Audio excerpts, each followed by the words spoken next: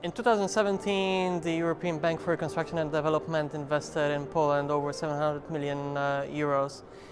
The CE region is very important for us, not only Poland, as well as mergers and acquisitions, which we are supporting through our minority investments alongside private equity funds, like we did last year with CVC investing into Żabka, or supporting large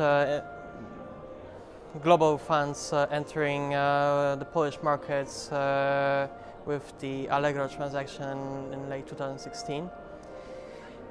My name is Tobiasz Kwiatkowski. I'm a principal banker in the Warsaw office. And as part of the support for local and regional M&A, we're supporting also M&A communities, and part of it is participation in the CE Mergers and Acquisitions Awards, which we are happy to see growing from last year's edition, and we look forward to subsequent editions. Thank you.